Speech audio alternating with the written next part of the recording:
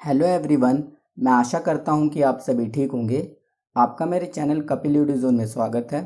आज हम इस वीडियो में बात करेंगे आपके इन्वायरमेंटल स्टडीज़ के बारे में, और साथ ही जो भी आपके केवीएस और आपके सीटेट के एग्ज़ाम चल रहे हैं उसमें जो टॉपिक्स आते हैं आपके पर्यावरण अध्ययन से रिलेटेड, वो मैं आपके सारे कवर करा दूंगा इन सारी वीडियोज़ में। वीडियो ज़्यादा लेंथी ना हो इसलिए मैं इसको पार्ट्स में कराऊंगा, और धीरे धीरे मैं सारे पार्ट आपको प्रोवाइड करवा दूंगा। और टेलीग्राम पेज पे मैंने ऑलरेडी सारे नोट्स आपके पीडीएफ में हिंदी मीडियम के प्रोवाइड करवा चुके हैं मैंने, और आप साथ ही जाके इस टेलीग्राम को फॉलो कर लीजिए, और जो भी वहाँ पे नोट्स प्रोवाइड हैं पीडीएफ फाइल में आप डाउनलोड कर लें और अपना रिवीजन कर लें। चलो इस वीडियो को शुरू करते हैं और सॉल्व करते हैं मेरे नोट्स को, और मैं इसकी पीडीएफ आपको टेलीग्राम पेज पे या गूगल ड्राइव पे डाल दूंगा। ओके, पहला चैप्टर है आपका चौथी कक्षा का, फोर्थ क्लास का फर्स्ट चैप्टर है, चलो चले स्कूल। ठीक है, ये बेसिकली जो आपका चैप्टर है इसमें ये बता रखा है कि जो भी बच्चे जो होते हैं वो अलग अलग क्षेत्र में किस प्रकार से अपने स्कूल की तरफ जाते हैं या वहाँ का यातायात किस तरीके से करते हैं। ओके, पहला है बांस से बना पुल, जो है वो हमारा आसाम में। ठीक है, कहने का मतलब यह है कि जो बांस को पार करके या रस्सी को पार करके जो बच्चे स्कूल जाते हैं वो आसाम में जाते हैं। ओके, आगे हमारे यहाँ बारिश बहुत होती है, कभी कभी तो चारों तरफ घुटनों तक पानी भर जाता है, फिर भी हम स्कूल जाने से नहीं रुकते। एक हाथ में किताबें उठाते हैं और दूसरे हाथ में बांस को पकड़ते हैं। हम जल्दी जल्दी बांस और रस्सी से बना पुल पार कर जाते हैं और साथ ही हम स्कूल जाते हैं। ठीक है, तो पेपर में अगर आएगा बांस से बना हुआ पुल कहाँ पर है तो हम आसाम लिखेंगे, जहाँ पर बच्चे इसको पार करके जाते हैं। आगे चलते हैं। ट्रॉली, ट्रॉली जो है एक ट्रॉली है जिसमें चार बच्चे चढ़ के जाते हैं। ठीक है, लकड़ी से बना एक झूला होता है, ये लद्दाख में प्रयोग होता है। ठीक है, ट्रॉली याद रखें। स्कूल पहुंचने के लिए हम रोज नदी पार करनी होती है। खूब चौड़ी और गहरी नदी के पार जाते हुए मजबूत लोहे की रस्सी होती है, यह दोनों तरफ से भारी पत्थरों या पेड़ों से कसकर बंधी होती है। ट्रॉली लकड़ी से बना एक झूला है, पुली की मदद से इस रस्सी पर सरकती है।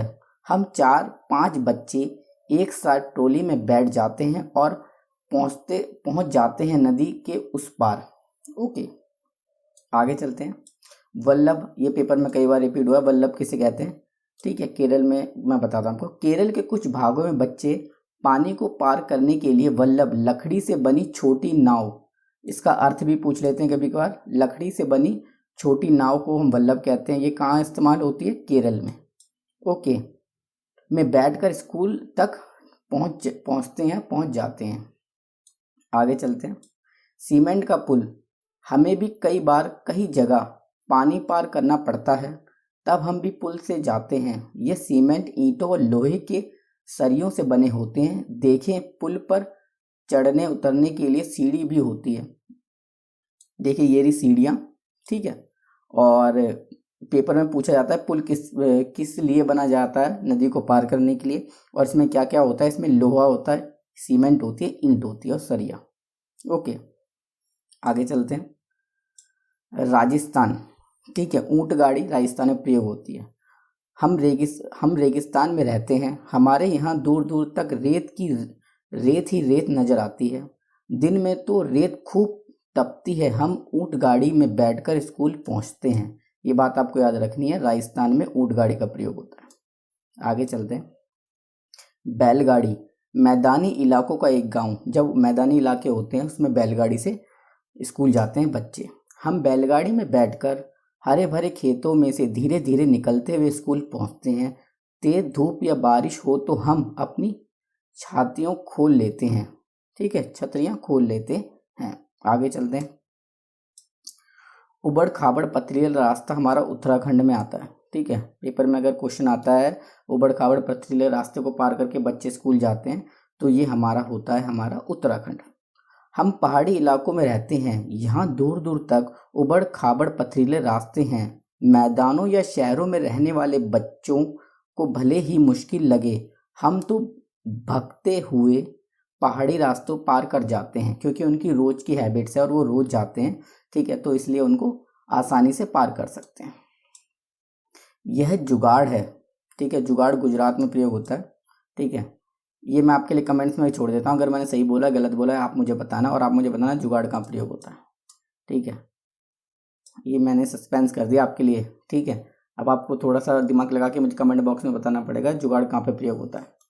हमारी गाड़ी का नाम जुगाड़ है, यह फटफट करती हुई चलती है, या ना यह है ना शानदार। आगे से देखो तो मोटर बाइक की तरह दिखाई देती है, पर पीछे से लकड़ी के फट्टों से बनी होती है। ओके, इस तरीके की होती है जुगाड़, ठीक है। आगे से मोटरसाइकिल और पीछे से लकड़ी का फट्टा।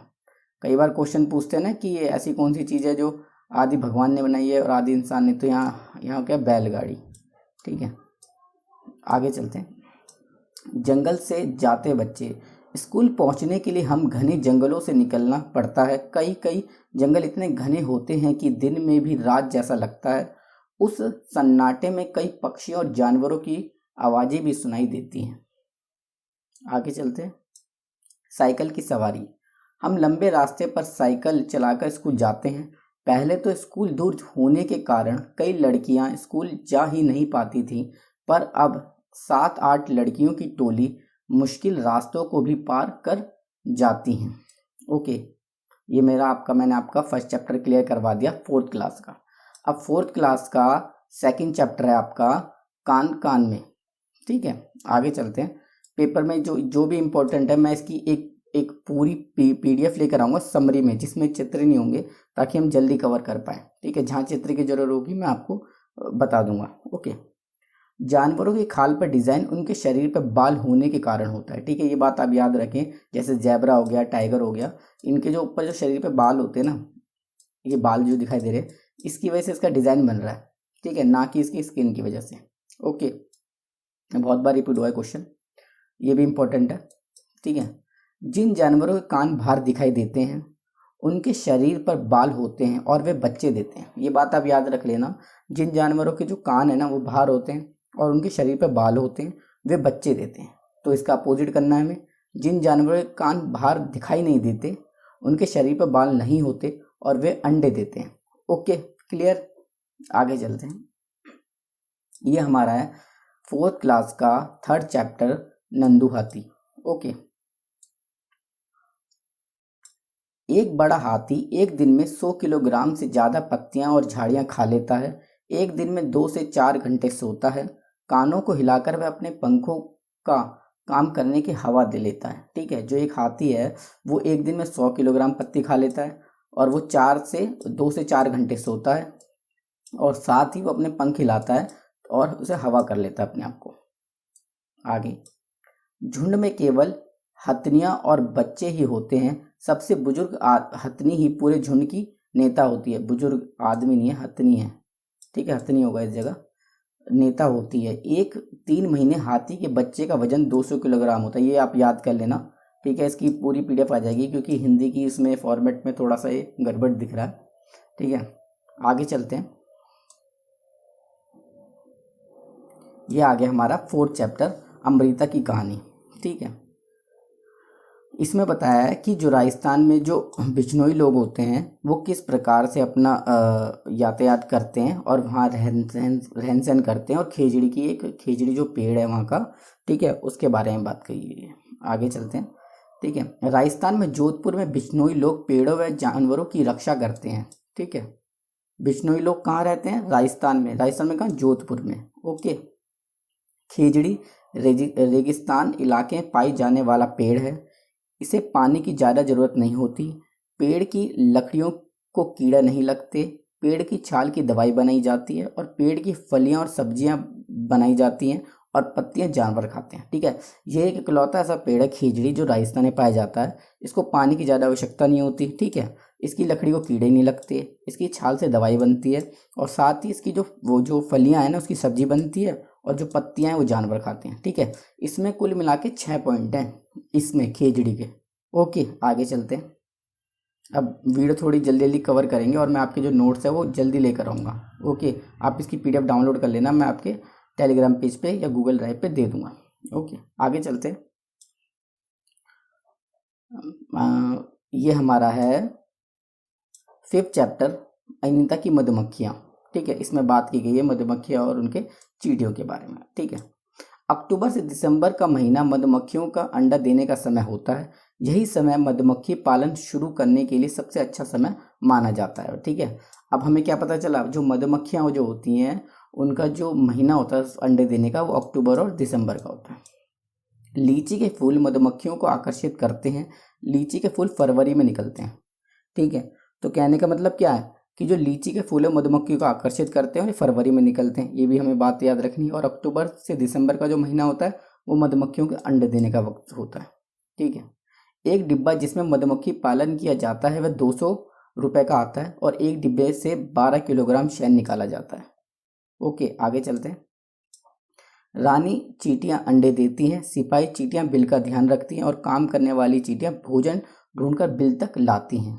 ठीक है, जो रानी चींटी होती है वो अंडा देगी, सिपाही चींटी बिल का ध्यान रखेगी और काम करने वाली चींटियां भोजन इकट्ठा करके बिल तक लेकर आएगी। ओके, ये मैंने एक छोटी सी समरी बनाई थी नोट्स की। अगर आपको ये बताना है वीडियो आपके लिए कितनी हेल्पफुल रही, साथ ही चैनल को सब्सक्राइब करना, सपोर्ट करना ताकि मैं आपकी हेल्प कर पाऊँ इस तरीके से। और साथ ही मेरे को टेलीग्राम पे है ना मेरे चैनल को फॉलो कर लो, क्योंकि मैं वहाँ क्या करूँगा आपकी सारी जो पीडीएफ है ना मैं आपकी ऑलरेडी वहाँ पे डाल रहा हूँ पहले, क्योंकि मैंने कुछ पीडीएफ आपकी पहले डाल चुका हूँ। हिंदी मीडियम के जो बच्चे हैं जिनको प्रॉब्लम होती है आप कंटेंट उठाने में या बुक प्रोवाइड नहीं हो पाती टॉपिक की, मैंने वहाँ पर ऑलरेडी कर दी, या फिर आप इसको स्कैन कर आप सीधा टेलीग्राम पे जुड़ सकते हो। ठीक है, आज की वीडियो में सिर्फ इतना ही। मिलते हैं नेक्स्ट वीडियो में नए टॉपिक के साथ, नई उमंग के साथ। Bye, take care.